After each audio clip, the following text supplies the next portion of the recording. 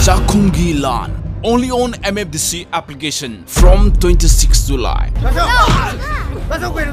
Especially for this 14 days lockdown. Chakhumgi Laan, only on MFDC application.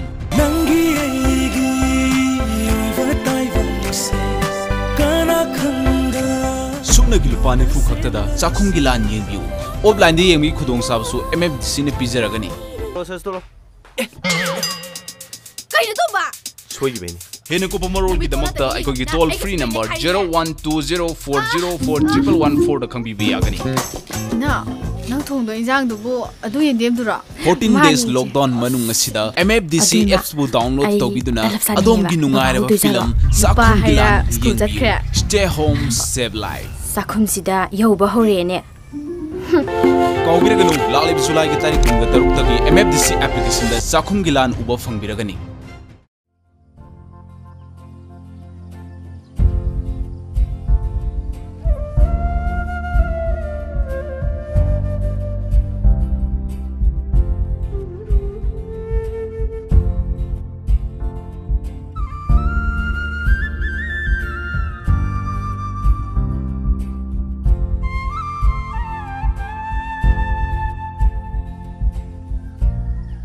Moi pabo, ai khoi suno mode hal lorak toini ko.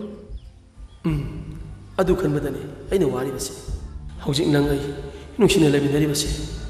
Hayang si matam dati, punna samina si yalo ito. Amana, natraga amana hanfi. Madu da, lahuga dori badona waga da bado. Madu kan madani, ai na wari basi.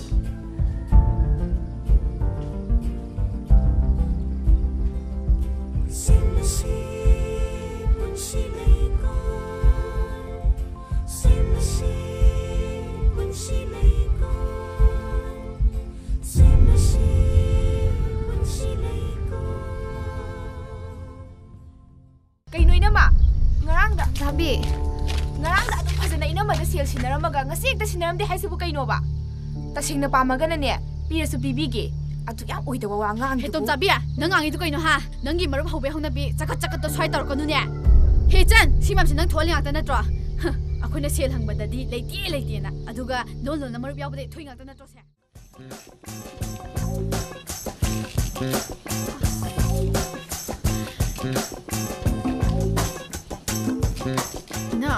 nang thong do injang du bu adu yendem dura Mani che. ong chaning gidre noi bu thabak toram dai do engon da khaka ngamune saudi saunu ko ina yumsi gi ahan do aina oiramina inem hai du su leitramina engon da khaka ngamo ba Saudi dai che. Ai su nga sai na.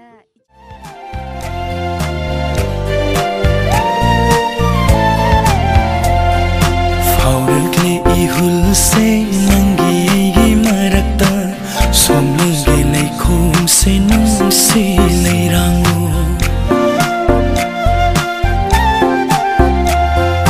tangjabi puri ni nang natari biu kanjagi punshi se na Hey, laka dori ba mise. Pasha pai ba mine. Mi du laka anda au au du kara chilo. Namit na naga du irang turang kara tawtana. Karano kin ba sino. Nang sinna marona. Imungi wari de kem tara maro.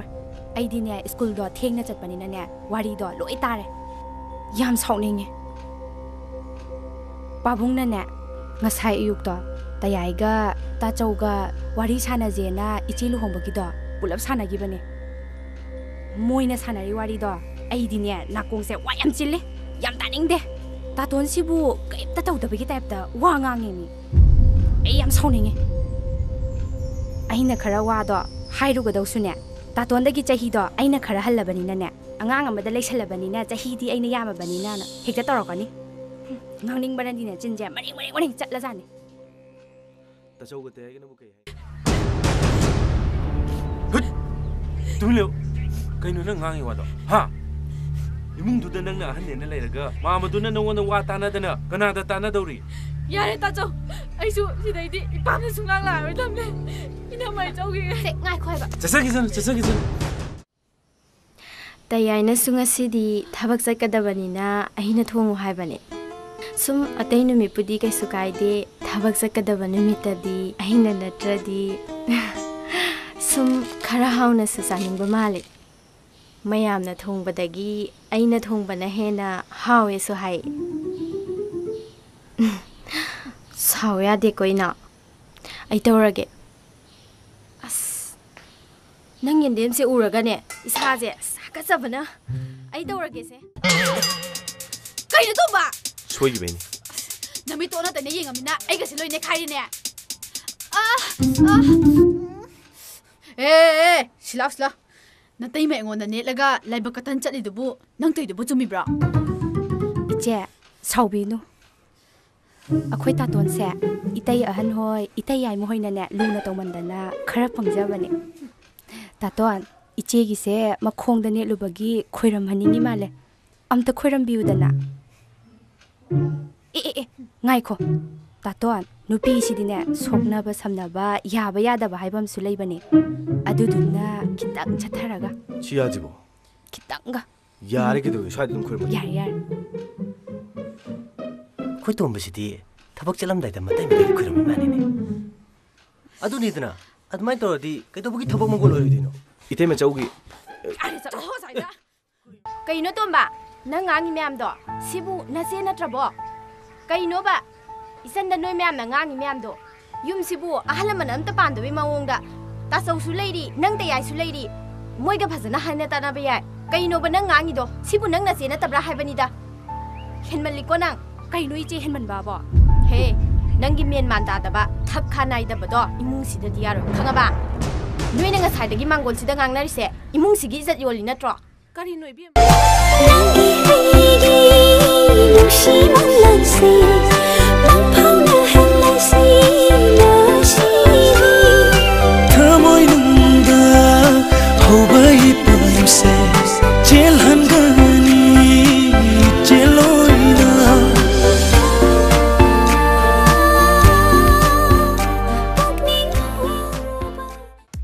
Ima aduga lai nahan akhoi se do akhoi sa nupi gi marup ki sel phang bane ba ado akhoi se na lo sallaga lo de na koi chen jela male aduga nei lai kai do wa as ai di ne kai ja bana loira bane adu bu nangi na ku bok tu bu karim ta hai da bro as mana bu kai hairu doino hanu ba duna bu nungai dawri na khoi imung se loi dawri bani ko adu ma ai talap saninge ba baba hu doi jalo nang bu dok tri bro as phangdre ba sabado charo uro ai khan ge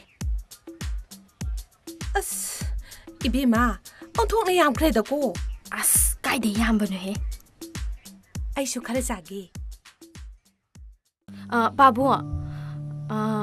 pabung na khangda ba masu leire ba akhoi sakhom se lan tauba kuira bani ko ado pabung ai budi yaujade ko akhoi budi pabung na tongan pijaning ba matam ama hekta dane pijabada tayaiga aiga di kaisumta hairoi yade ya amuk tang pokpa miyoi pokta karigi thamluni khetnaba amuk tang pokpa miyoi pokta karigi thamluni khetnaba pokpagi mai yalansi punsigi